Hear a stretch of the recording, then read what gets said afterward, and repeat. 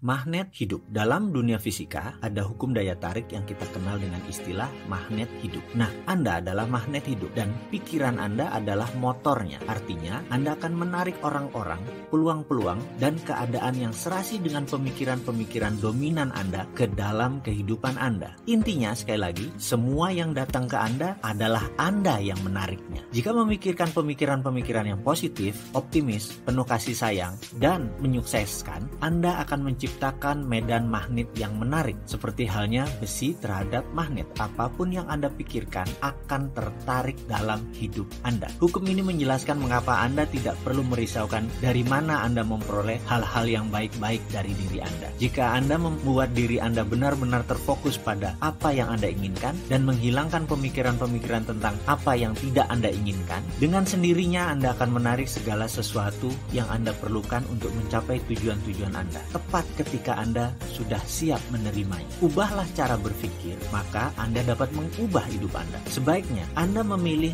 dan memilah pikiran-pikiran tersebut. Orang-orang yang berhasil adalah mereka yang berpikir dengan lebih efektif dibandingkan mereka yang tidak berhasil. Mereka menghadapi kehidupan mereka, hubungan-hubungan mereka dengan orang lain, tujuan-tujuan hidup mereka, masalah-masalah mereka, dan pengalaman-pengalaman mereka dengan cara berbeda dengan orang lain. Mereka menaburkan bibit lebih baik dan sebagai akibatnya akan menuai kehidupan yang lebih baik pula. Jika belajar bagaimana cara berpikir dan bertindak layaknya orang sukses, orang yang lebih bahagia, dan orang yang lebih makmur, Anda akan dengan segera dapat menikmati kehidupan serupa dengan kehidupan mereka. Ketika sudah mampu mengubah cara berpikir, Anda akan dapat mengubah kehidupan Anda. Caranya bagaimana? Caranya dengan melakukan ketidakmungkinan yang disegerakan. Seperti yang sudah kita bahas sebelumnya, dalam dunia komputer, kita mengenal istilah hardware dan software. Otak kita, tubuh kita adalah hardware, sementara cara kita berpikir adalah software. Software itu terbagi dua, ada OS atau operating system dan ada aplikasi. Misalnya operating systemnya adalah Microsoft Windows, aplikasinya adalah Adobe Photoshop. Maka kita bisa menggunakan software tersebut untuk mengubah-ubah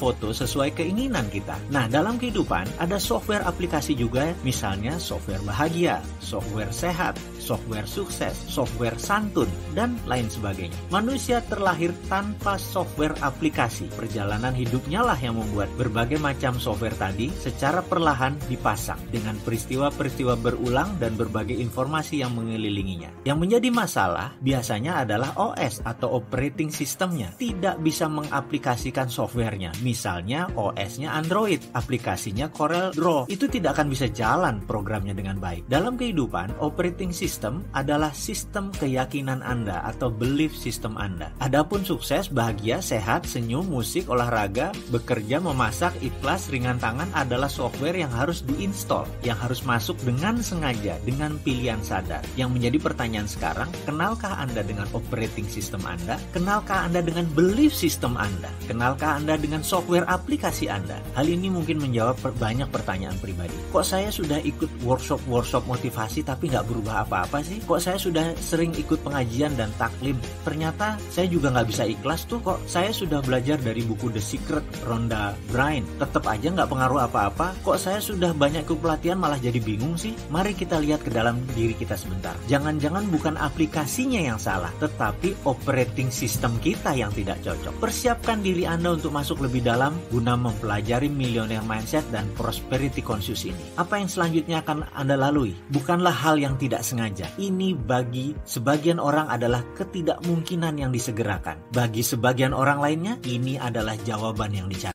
Suatu hari, sehabis olahraga, istri saya nyeletuk, "Ya, sudah deh, nggak usah ikut pilates sama bunda ya, nggak konsen deh kayaknya." Kebetulan saya memang ingin membentuk perut rata, dan katanya gerakan pilates sangat efektif untuk membuang lemak di perut. Yang jadi masalah buat saya, atau buat istri saya kali ya, di dalam olahraga bersama tadi, instruktur pilatesnya cuantik dan orang terkenal, yaitu sahabat istri saya, seorang artis papan atas. Jadi, daripada nggak konsen, lebih baik daftar di fitness club dekat rumah aja. Demikian komentar istri saya. Ya sudah, saya nurut saja, aman, hemat waktu, dan pastinya nggak membuat istri deg-degan. Dan kalau dipikir-pikir, memang membentuk perut rata ini benar-benar sulit. Rasanya sudah seminggu 3 kali melakukan sit up dan do the 100 dengan pilates. Tetap saja lemak sekitar perut sulit hilang, dan itu sudah tahunan saya lakukan. Sculpturing atau memahat diri sebagai motivasi sehat benar-benar harus sabar. Waktunya bisa tahunan dan harus terus dipertahankan. Olahraga itu persis seperti perkawinan. Kita pertahankan terus selamanya, bukan hanya sesekali. Bayangkan, membentuk tubuh agar otot terlihat pas menempel pada tulang kita itu sulit, padahal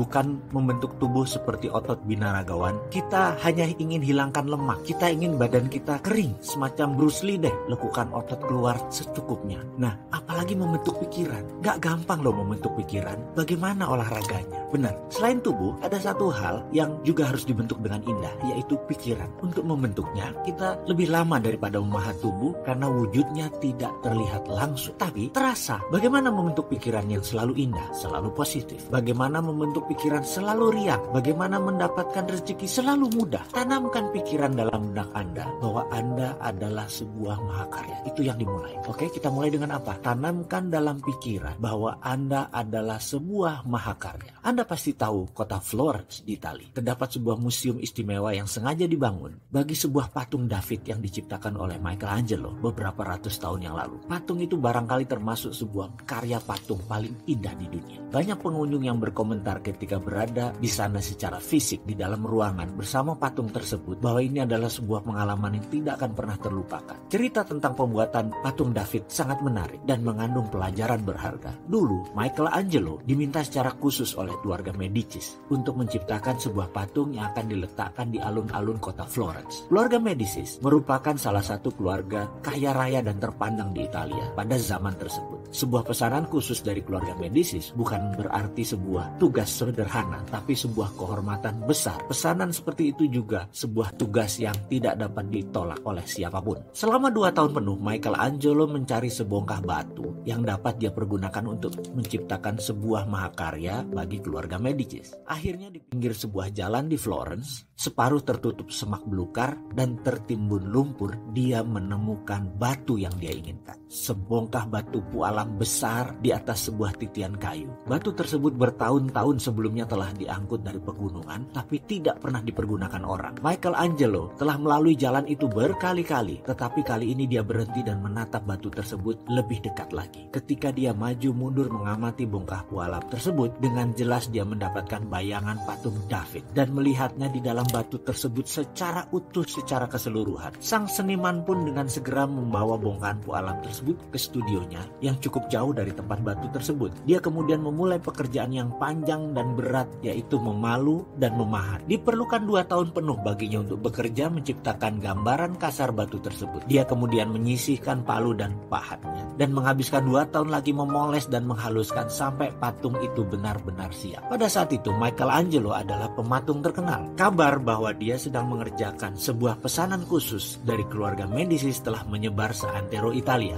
Ketika waktunya tiba untuk mempertontonkan patung tersebut ke publik, ribuan orang datang dari seluruh Italia dan berkumpul di alun-alun kota. Ketika selubung yang menutupi patung dibuka, kerumunan massa yang berada di sana tercengang dengan mulut ternganga. Patung itu luar biasa indah dan orang bersorak. Para pengunjung merasa kagum melihat kecantikan luar biasa patung hebat ini. Michelangelo dengan segera dikenal sebagai pematung terhebat pada zamannya. Sesudah itu, ketika Michelangelo ditanya bagaimana dia dapat menciptakan sebuah mahakarya seperti itu, dia menjawab dengan mengatakan bahwa dia telah melihat David dengan lengkap dan sempurna pada batu pualam yang ditemukan saat mentah, dan yang dia lakukan hanya membuang apa-apa yang bukan David. Sekali lagi, ini yang ditekankan. Michelangelo hanya membuang apa-apa yang bukan David. Terdapat beberapa kesamaan antara Anda dan patung David. Anda pun kurang lebih seperti sebuah mahakarya yang hebat terdapat dalam sebongkah pualam. Akan tetapi pualam yang menutupi Anda, seperti juga kebanyakan orang lain, adalah pemikiran-pemikiran sempit yang terbatas serta kekhawatiran-kekhawatiran yang berlebihan terhadap berbagai kemungkinan kerugian atau kegagalan. Bukannya antisipasi penuh semangat menyongsong kedatangan kesuksesan dan keberhasilan.